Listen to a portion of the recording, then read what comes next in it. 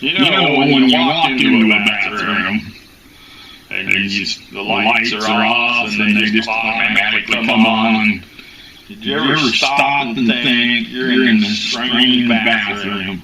There's no windows, no skylights, no other visible source of light. What's going to happen if that stupid automatic switch decides that you're not in the room anymore?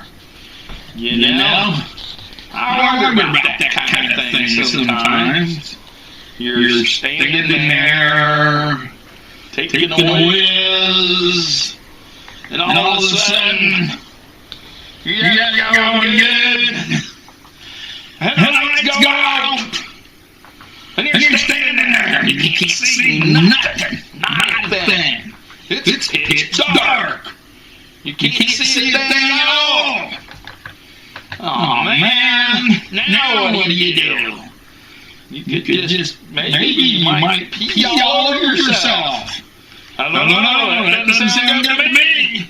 Or worse yet, what if you're standing there and there's another guy there next to you, and the lights go out, it's pitch dark, you can't see a thing, and all of a sudden, he pees all over you!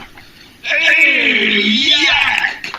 That's just modern technology sometimes. I actually read accounts of those things turn off when somebody's in there. Of course, you know, could be you're in there and you're taking a big, righteous crap. I'll tell you what. You're sitting there and you're straining and you're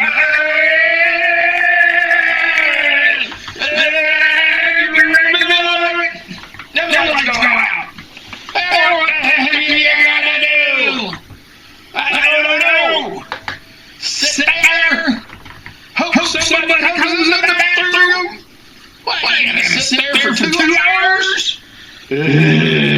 All that poo dries to you. Yuck!